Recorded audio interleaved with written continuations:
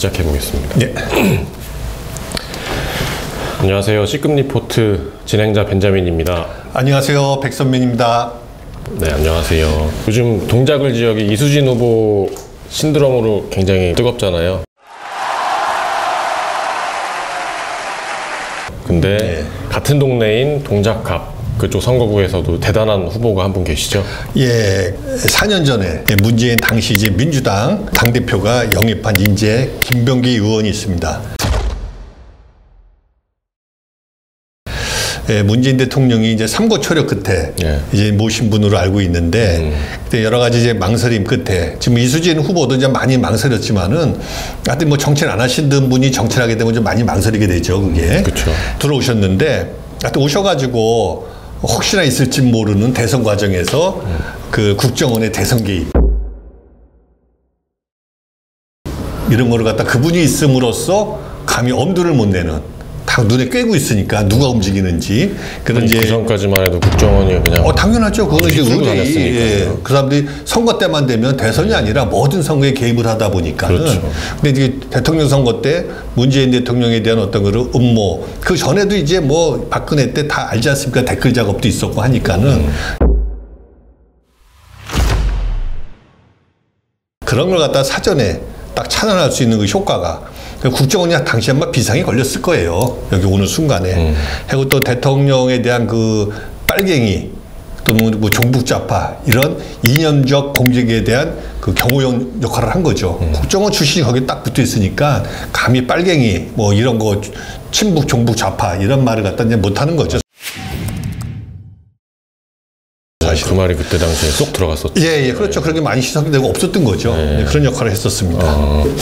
문재인 대통령 지지자들 사이에서는 이미 잘 알려진 분이지만 그냥 무시무시한 국정원 출신 좀 전에 얘기했듯이 그런 걸로 알고 있는데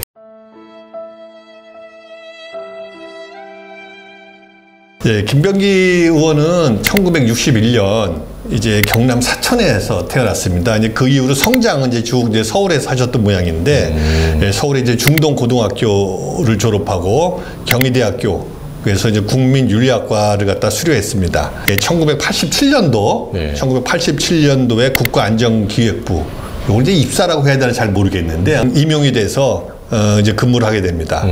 그리고 1987년도에 김대중 대통령직 인수위원회 와 2003년 노무현 정부 국정원 개혁 TF에 파견 근무를 하고 2013년에 요거 퇴직이라고 하기에는 좀 애매한데 사실은 쫓겨나죠. 쫓겨나는 이제 그런 과정을 겪는데 어쨌거나 김대중 노무현 이 두 분 대통령을 지금 거리에서 보좌했던 이런 이력을 가진 그 정보원이죠. 쫓겨났었군요. 예, 실질적으로 쫓겨났습니다, 이제. 그래서 문재인 대통령 때는 이제 그 해가지고는 국회의원이 되고 나서는 이제 국회에서는 이제 국회 예산결산위원회 위원, 국회 국방위원회 위원, 국회 정보위원회 위원, 요런 이제 국회에서는 우리가 볼 때도 그 전공에 안 맞는 그런 역할을 했었고 민주당 내에서는 이제 한반도 경제통일위원회 위원, 민주당의 또 을지로위원회 위원, 또 일본 경제침략특별위원회, 요거 아주 따끈따끈하고 얼마 전에 했던 거지 이게. 거기에 이제 외교안보 분과장을 역임했습니다. 하여튼 이력에서 나타나듯이 이제 김병기 의원은 민주당 내에서 아주 독보적이고 대표적인 통일안보 전문가예요. 그렇지만 또 그 국회 예산결산위원회 위원도 겸하고 예산결산위원회라는 거 이제 국가의 어떤 그런 총 예산 재정을 갖다가 어떤 검증하고 이제 검수하는 그런 일을 하는 건데 그리고 또 민주당의 또 을지로위원회 요것도 이제 보면은 이제 어떤 그 갑질을 갖다가 예방하고 해결하는 그런 이제 모임. 그래요? 을지로위원회라는. 그런데 이제 갑질 해가지고 무슨 뭐 이제 여러 가지 분쟁 지역에 들어가서 사회적 약자, 뭐 노동자 이런 것들에 대해서 차별을 받는 거에 대해서 해결하는 그런 위원회죠. 거기서도 이제 근무를 하게 됩니다. 그래서 을지로에 있는 게 아니고 그냥 그렇죠. 을지로에 있는 게 이름만 아니라. 을지로위원회. 이게 좀 아재 개그도 아니고 좀 실망입니다. 여러 가지 활동을 갖다가 왕성하게 지난 4년 동안 해왔습니다. 듣기로는 김병기 의원이 이명박 정권에서 그때 당시에 해고를 당했다고 알고 있고 좀 전에 이전에 거론했었죠. 예. 그리고 이제 김병기 의원 아드님도 국정원 임용 당시에 굉장히 불이익을 당했다고 들었는데 그렇습니다. 맞나요? 그건 맞습니다.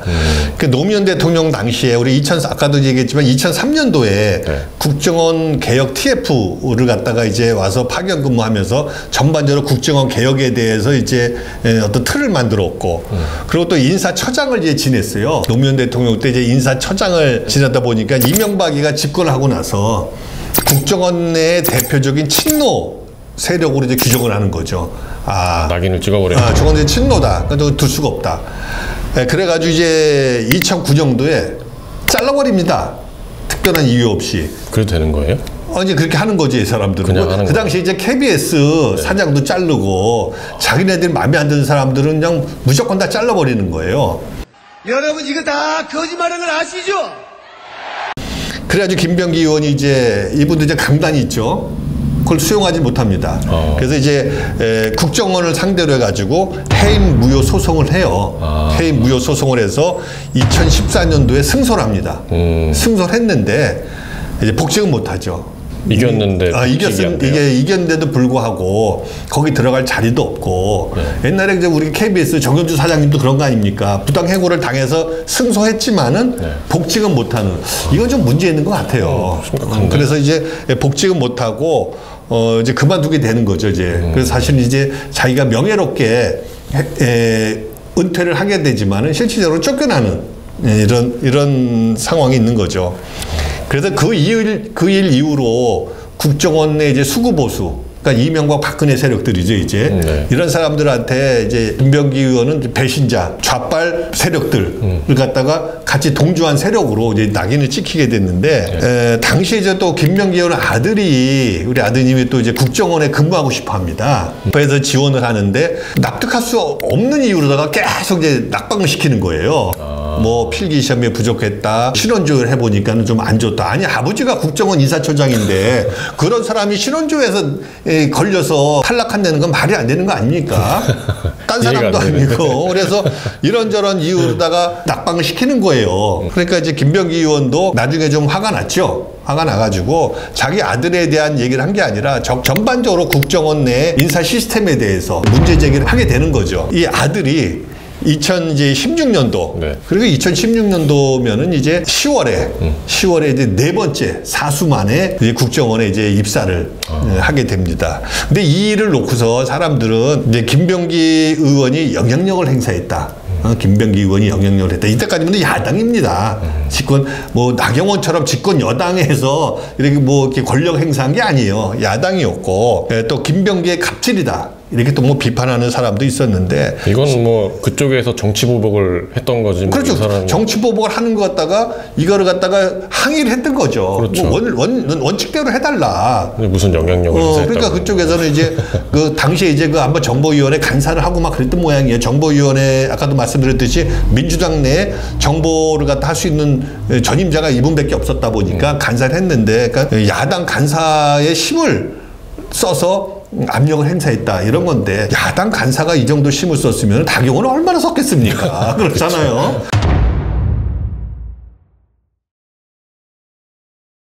그래가지고 이제 근거 없는 얘기였고, 실질적으로 나중에 이제 김병기 의원도 이제 그런 얘기를 하죠. 나는 사실 아들을 말렸다. 내가 국정원에서 쫓겨났는데, 그리고 그 안에 있는 많은 사람들이 나를 싫어하는 사람이 많은데 맨날 국정원 개혁하자고 하니까 네가 거기 들어도 정당한 대우를 받고 근무에 대한 평가를 받겠느냐. 힘들까 봐. 너도 그러다 보면은 맨날 한직으로 돌든지 어떤 제대로 네가 한 일에 대해서 평가를 못 받을 수가 있다 하고 말렸는데, 이 아들이 그 정보 분야에 대해서 관심을 많이 갖고 그래서 마지막에 국정원에 들어갈 때도 아들은 기무사의 장교를 근무하고 있을 때예요. 기무사 장교. 예, 기무사에서 장교였기 때문에 자기는 이제 기무사에서 국가 안보를 총체적으로 전적으로 관리하는 국정원에서 한번 근무 싶어 하는 게 아버지처럼 하나의 꿈이었던 것 같아요. 그래서 결국은 이제 들어갔는데 어떤 이 일로 인해서 김병기 의원에 대한 어떤 그런 공세는 하나의 정치 공세다. 저는 이제 그렇게 보고 있습니다. 여기서 뜬금없는 질문 하나 갑자기 생각난 건데 그 김병기 의원하고 조국 장관이 개인적으로 좀 친분이 절친이라고 들었어요. 예. 근데 이제 최근에 조국 논란이 굉장히 전국을 휩쓸면서 김병기 의원이 좀 마음이 좀 아팠을 것 같은데. 정확히는 이제 어떤 계기로 절친이 됐는지는 모르겠습니다만, 제가 볼 때는 2003년에 이제 국정원 개혁 TF를 갖다가 이제 청와대에서 이제 파견돼서 근무하지 않습니까? 그때 이제 민정수석이 이제 지금의 문재인 대통령이었죠.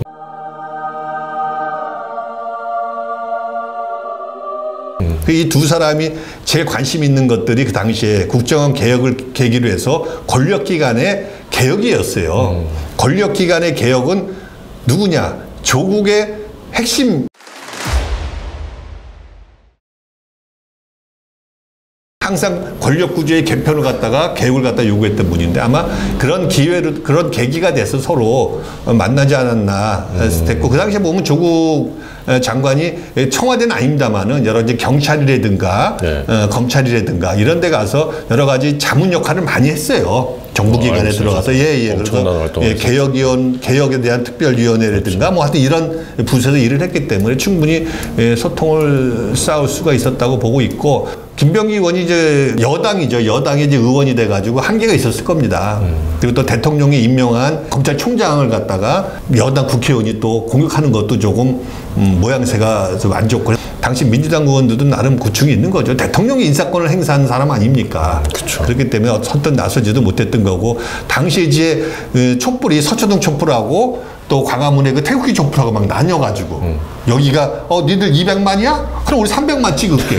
이런 숫자를 확인할 수 없는 이게 양쪽에 막 극한 대립이 있는 상황에서 그 집권 여당의 의원들이 함부로 나설 수는 없었을 것 같고 추측이 드는데 어쨌거나 페북에서 검찰 개혁을 확실히 돼야 된다. 같은 그런 의지 표명을 했고 제가 알기로는 이제 사석에서 이제 뭐 형동생하고 조국이 뭐 국이라고 뭐 부르는 모양이에요. 편하게 지내다 보니까. 그래서 조국 장관에 대한 어떤 그런 마음 아픔, 애틋함 이런 것도 이제 페북에다가 이제 표현을 하고 했는데 아무래도 당시 이제 민주당 의원들이 한쪽에서 뭐 다들 욕을 갖다 많이 먹었지만 한계가 있다. 그거는 이제 우리 촛불 시민들이나 우리 깨 시민들도 조금 이해해 줄 필요가 있다. 대통령이 행사한 인사권에 대해서 집권 여당에서 집단적으로 반발하기가 뭐 좀 애로사항이 있었다. 애매한 스탠스가 애매한 사항이 있었다. 얘기해 주시면 그 촛불에도 참석을 했었고 우리 김병기 의원도 서초동 촛불에 참석해서 우리 시민들하고 같이 촛불도 들었고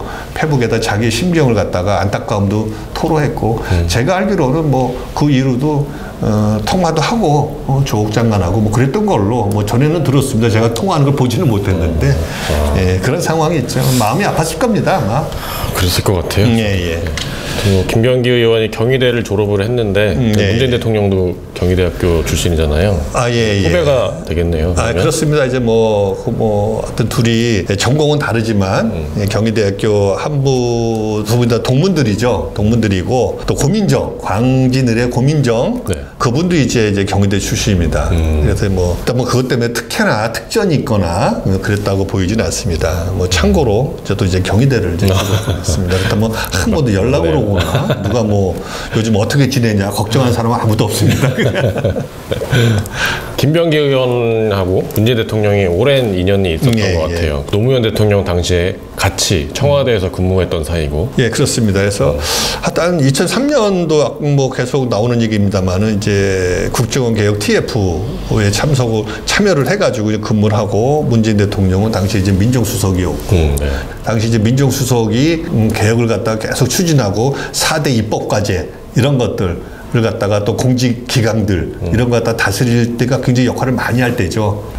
치아도 많이 빠졌고 당시 이제 문재인 민정수석께서 일이 너무 치이니까 힘드니까 그때 이제 같이들 그런 이런저런 개혁 과제들을 놓고 서로 고민하고 토론하고 의견을 교환하고 했던 것 같습니다. 그래서 그런 게서 이제 김병기 의원하고 문재인 당시 이제 민정수석과 교감대가 폭넓고 깊다 보니까 신뢰도 많이 쌓였고 그래서 이제 정권을 갖다 이제 바뀌면서 영입을 하게 되고 바뀌기 전에 이제 영입을 해서 아주 측근으로 두게 되고 했던 거고 거기 이제 고민을 좀 초반에 조금 했습니다만 그래도 김병기 의원도 흔쾌히 받아들여가지고 국정원 개혁은 내가 꼭 해야 되겠다. 그러고 이제 들어와서 어떤 케미는 참 잘 맞는 것 같습니다. 두 분이서. 뭐 김병기 의원 하면은 국정원 개혁의 아이콘이잖아요. 네. 그러면 김병기표 국정원 개혁 이건 어떤 내용을 담고 있는 건가요? 예. 이제 흔히들 이제 국정원 개혁 그러면 이제 저도 마찬가지고 너무 그 국정원이 이제 어떤 국가 권력에 귀속돼서 국민들하고 좀 격리된 그런 행동들을 많이 하다 보니까 이제 문민 통제 또는 이제 민주 통제 이런 것들을 많이 얘기하고 이런 것들이 국정원 개혁의 본질이냐 하시는 분들이 많이 있습니다. 뭐 저도 사실 그렇게 생각하고 있고 근데 김병기 의원이 말하는 국정원 개혁은 유능한 정보기관을 만드는 거예요. 유능한 정보기관. 그래서 유능한 정보기관을 만들기 위해서 문민 통제도 필요하고 그 다음에 민주 통제도 필요하다. 그러니까 문민 통제와 민주 통제가 국정원 개혁은 본질은 아니다. 그 두 통제를 통해 가지고 국정원은 지금보다 더 유능해져야 된다. 더 신뢰받아야 된다. 더 강해져야 된다. 이런 거 갖다가 이제 주장하시는 이게 이제 김병기표 국정원 개혁의 이제 본질이 되는 거죠. 그러면은 구체적으로 어떤 내용을 담고 있는 거예요? 예, 뭐 하나하나 다 얘기는 좀 많습니다만 우선은 국내 정보 수집 업무 이게 말이 많지 않습니까? 그동안에 그렇죠. 국내 정치에 개입을 하고 했던 건데 국내 정보 수집 업무를 폐지합니다. 그리고 좀 대공수사권, 특히 간첩 잡는 거 이런 것들에 대해서 경찰한테 이관을 하는 거죠. 국내 정보 수집권을 갖다가 폐지하고 대공수사권은 경찰로 넘깁니다. 위임을 해버리는 거고. 그럼 그 국정원은 뭐 하느냐? 그럼 이제 해외 정보, 방첩은 이제 그 대공하고는 또 다른 분야입니다. 저쪽에서 파견하는 간첩들. 그걸 갖다가 우리가 잡아내는 역할은 국정원이 해야 된다. 그런 거고. 그다음에 대테러. 북한뿐만 아니라 요즘은 이제 뭐 이슬람도 있을 수가 있고 국가 간의 이해관계가 다양하기 때문에 테러가 어떻게 발생될지도 모릅니다. 그리고 또 우리 내부에서도 테러를 하는 사람들이 있을 수가 있거든요. 일본의 그 옴진리교 사이비 종교가 그랬듯이 또 혹시 압니까? 우리도 좀 이상한 종교단체에서 뭐 테러를 한다든지 이상한 불순분자들이 자기네 어떤 뭐 정치적 아니면 종교적 이념을 해서 테러를 할 수 있기 때문에 이런 테러에 대한 방지 또 사이버 안보 이런 부분이 중요해지죠. 사이버 안보 요새. 그렇기 때문에 이런 것들에 대해서 집중적으로 우리가 역량을 총동원해서 힘을 키워야 된다. 그래서 신뢰받는 국민들로부터 신뢰받는 정보기관으로 재탄생해야 된다. 뭐 이런 내용이죠. 그래서 김병기 의원은 그동안에 이제 국정원 개혁이 사실 말만 있고 계속 실패를 해오지 않았습니까? 그것은 이제 진단이 잘못됐다. 물론 권력 이명박 박근혜 같은 애들처럼 개혁 의지가 아예 없는 애들도 있죠. 개혁은 말만 하지 개혁 의지가 없는 애들도 있는데 개혁되면 안 되거든요. 그렇죠. 막 이게 사냥개인데 사냥개를 막 이제 시켜야 되는데 모든 정보를 그 사람들이 다 주니까. 그럼요. 갖고 있어야 되는데 이제 그동안 실패했던 것은 이제 불법에 대한 처벌. 그러니까 잘못한 거 있지 않습니까? 이제 댓글을 단다든지 자기네들이 정치에 관여한다든지 하는 거에 대한 처벌이 있어야 되고 역량 조합. 어느 조직 있는데 무능한 애들이 있잖아요. 뭐 그냥 뭐 시간만 때우고 뭐 하고 이런 사람들이 항상 있습니다. 그 조직 내에도 그런 사람들이 있기 때문에 그런 사람이나 부서가 있기 때문에 그런 것들을 갖다가 개혁을 해야 된다 하는 거지. 동시에 이루어져야 된다. 그러니까 처벌과 개혁이 동시에 이루어져야 된다. 이런 주장을 하는 거죠. 근데 우리 이제 흔히 이제 탈정치, 탈권력하에 너무 초점을 맞추다 보니까 그동안에 하도 뭐 정치를 많이 하니까 국정원이 정치만 해. 간첩 잡는 거 보셨어요? 제가 볼 때는 한 20년, 30년 동안에 간첩 잡는 건 없었던 것 같아. 간첩 조작은 많았어. 그렇죠. 그러니까 북한에서 보냈다고 확실하게 잡은 거는 별로 없어요. 그러다 보니까는 이런 개혁과 처벌이 혼동되고 있다. 그래서 이제 처벌이 개혁의 전부이냐 하는 것을 좀 이제 막아야 된다고. 개혁은 개혁, 처벌은 처벌대로 하되. 이 김병기 의원이 원하는 거는 강한 국정원입니다. 유능한 국정원, 그리고 신뢰받는 국정원, 투명한 국정원. 이거를 갖다가 김병기 의원이 이제 원하는 거죠. 국민 다수는 중앙정보부 이래 정보기관이 국가가 아닌 권력에 충성하고 국가 안보가 아닌 정권 보위에 주력하고 있다고 그렇죠. 보고 있잖아요.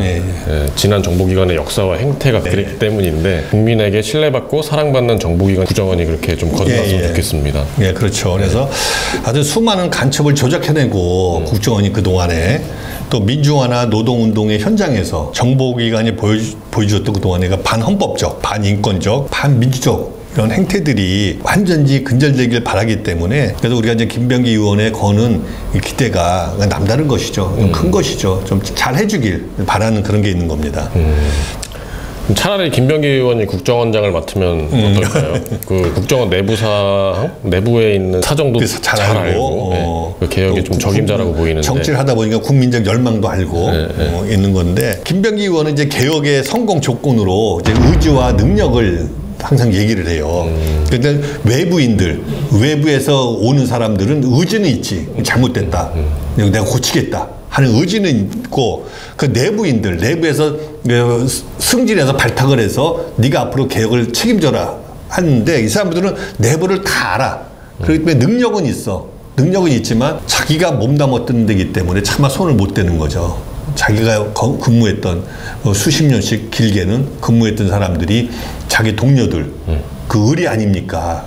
동료들이나 조직에 대해서 함부로 손을 못 대는 그런 면에서 이제 김병기 의원이 정치도 한 4년 했었고 이제 외부적 요인도 많이 갖고 있고 내부에서 한 29년 근무를 했기 때문에 적임자는 틀림없으나 개혁을 하려고 하면은 입법이 항상 수반이 되지 않겠습니까? 그렇죠. 그랬을 때 이제 국회에서도 김병기 의원의 어떤 그 역할이 필요하다. 그래서 그것이 꼭 국정원 안에 들어가서 해야 되느냐. 물론 이것은 최종적으로 이제 임명권자 이제 대통령께서 판단하실 문제인데. 근데 어딜 가셔도 그 역할은 이제 충분히 하실 것 같은데, 사실 김병기 의원을 국정원장으로 가야 되는 거 아니냐, 또는 아마 갈 것이다. 이게 생각하는 사람은 많이 있는데, 저는 또 이 정치권에서도 할 일이 충분히 많기 때문에 정치를 좀 더 하셨으면 하는 그런 바람이 있습니다. 김병기 의원은 경선을 거쳐서 공천을 받았잖아요. 그 과정이 만만치 않았다고 들었습니다. 주민들을 좀 우습게 보는 거 아니에요, 지금? 이 사람들은 원래 우습게 봐요. 원래 주민들을 개돼지로 보는 사람들이기 때문에